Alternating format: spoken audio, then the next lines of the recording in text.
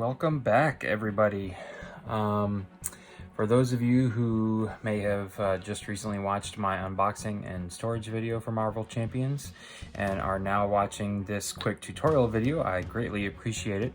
My intent here with this video is not to do a full playthrough or do an extensive how to play video. This is more for just a brief overview of how the game plays.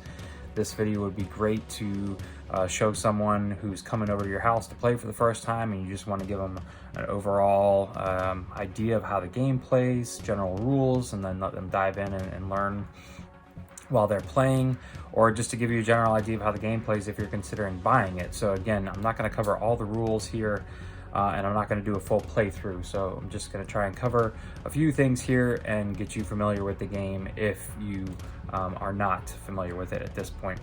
So basically the game is broken down into two phases.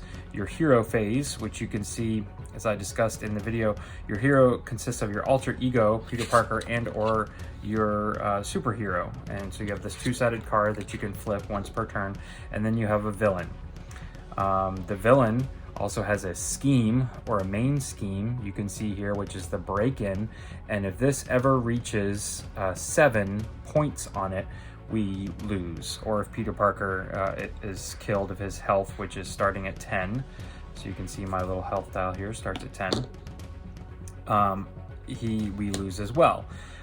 For Peter Parker or for Spider-Man to win, he needs to defeat Rhino, and you can see that Rhino here, his starting health for this card is 14, but there's actually 2 versions of Rhino. So we're going to have to defeat Rhino the first time through at 14, and then his hit points actually jump up to 15. He adds a side scheme in there, so he gets more difficult the second time around. On your turn as a hero, again, you can take as many actions as you want, and actions include playing actions off of your hero card here, or playing cards from your hand. Now, to be able to play cards from your hand, you need to be able to pay the resource cost, which you can see is in the upper right hand corner here. So for example, this card costs nothing to play. This card is nothing but resources, so it doesn't even have a cost on it. You simply are using this for the resources down here in the lower corner. And if you take a look here, you can see that every card has a resource on it, and some of them even have 2, some of them even have 3. Carol Danvers and the Captain Marvel deck have some that have 3 on it, which are amazing to pay for certain cards. So things like backflip, these can be played down. Interrupt means that you can play it at any time, so you would be interrupting the villain's attack, and it basically just means you prevent all damage. Again, this is just a resource card that you would play for 2 science resources.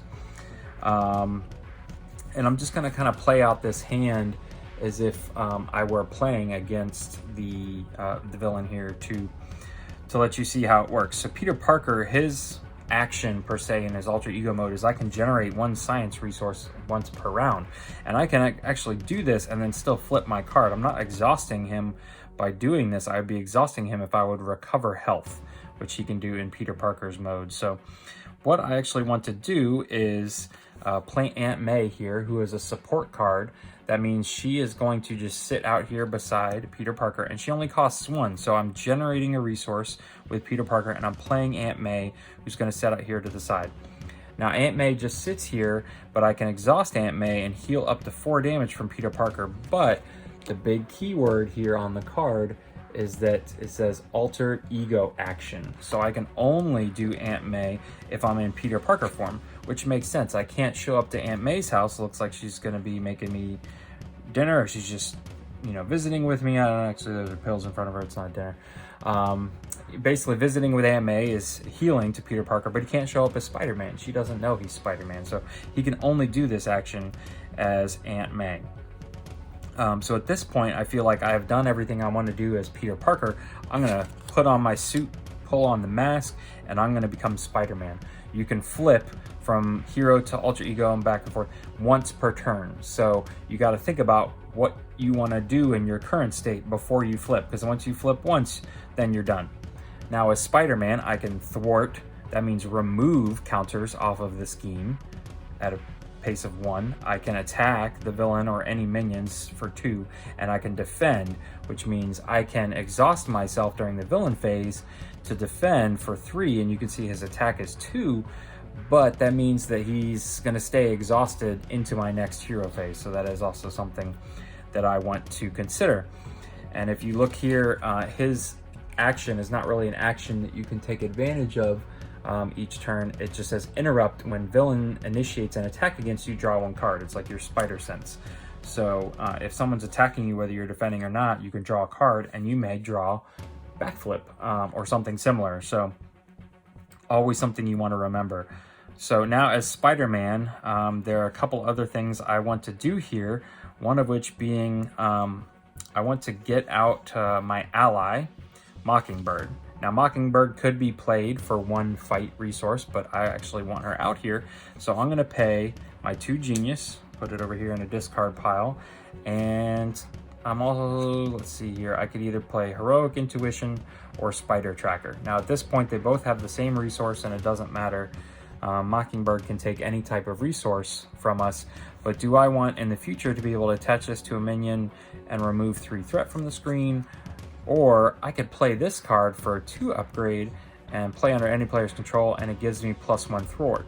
Now if I play it as just a resource, I don't get that benefit off the card, but if I go through my entire deck here, then I reshuffle and it has the opportunity to come back. So I'm not in the business of thwarting right now, and I can get 3 thwart instantly if I attach this to someone. So I'm going to pay for her, and I'm going to pay now these 2, I forgot, 1, 2, 3. So there are my 3 resources that I have paid, and I get to play Mockingbird out here onto my play area. So now Mockingbird is an ally who is immediately ready to play, and it says response: after Mockingbird enters play, stun an enemy.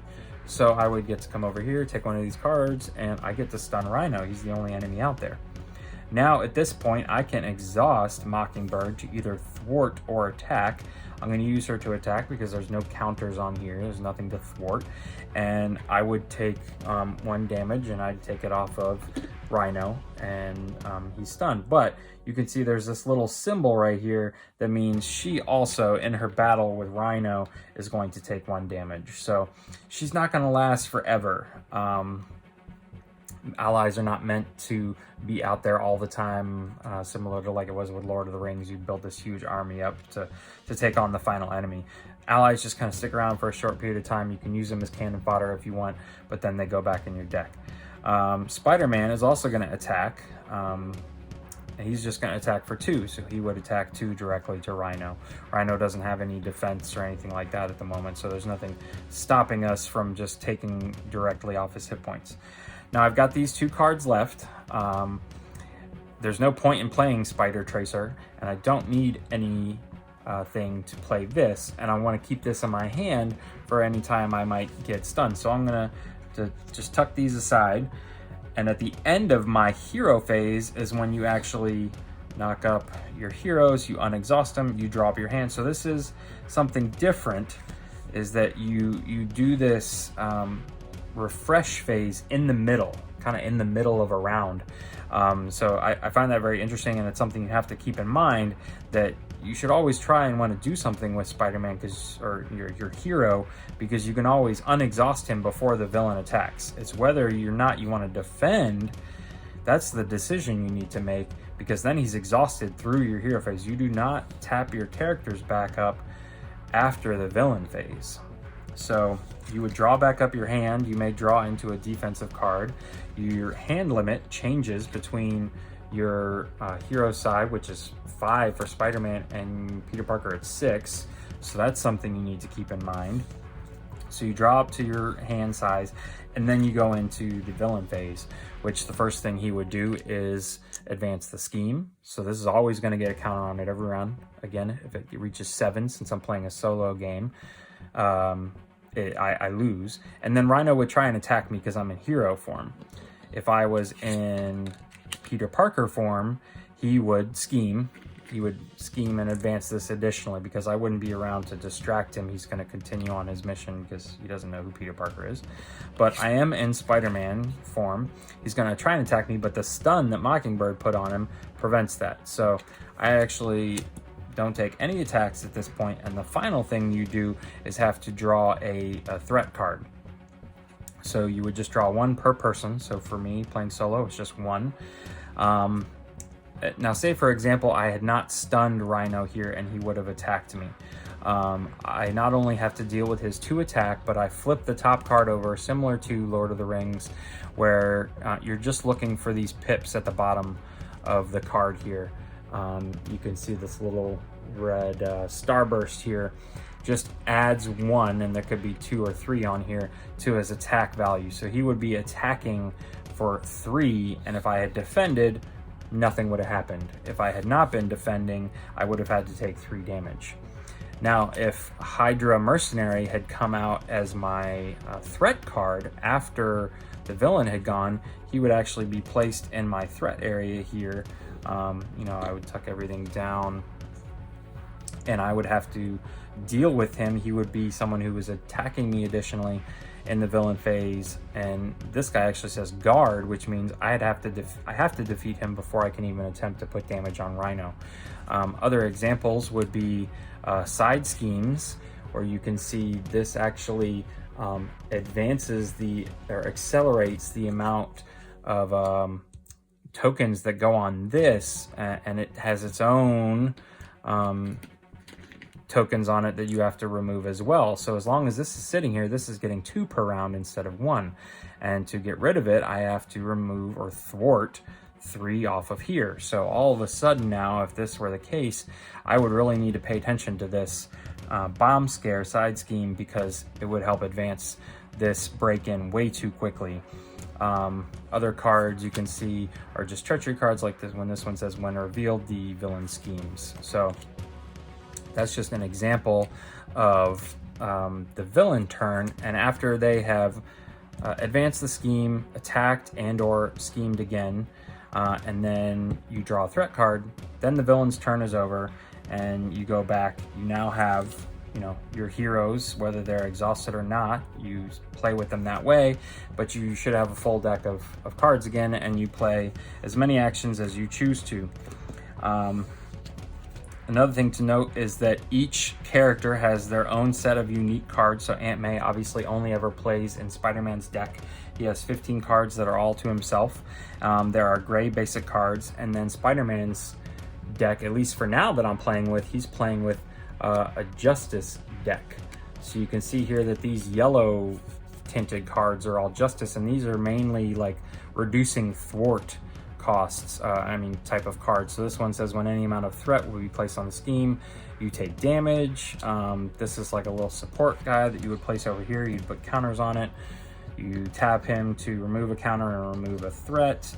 This one is just straight remove 3 threat, but if you paid for it using a science resource, you actually get to remove 4. So that again is paying attention to what type of resource are you using.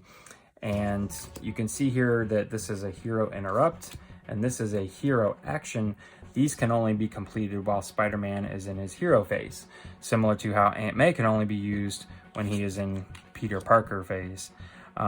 So that aids some variety, because you can take the Justice away from Spider-Man and you can give him, say, an aggression deck, which I just happen to have some examples here. Aggression, I was playing with Captain Marvel earlier, so it doesn't thwart as well, but man, can she lay on some damage. I actually was playing Rhino one time with her and literally took away this first card, so did 14 plus points of damage in one turn. The very first turn I got really lucky with the cards I drew, but you can see here uppercut is deal 5 damage. Tack team is similar to this other card over here, where you just put some counters on it and does 2 damage. The Hulk, he is an ally that you can have down when you're in your aggression, or this one you can play underneath you to get +1 attack, so it increases your attack. So you can just see that the way you build your deck definitely changes how you play. This, for example, is Captain Marvel, where her resource is an action where she can spend a resource to heal and draw a card. And on the back side here, as Carol Danvers, her action is just to draw a card. So as Peter Parker, it was create a science resource. As Carol Danvers, it's draw a card. So each hero plays a little differently as well.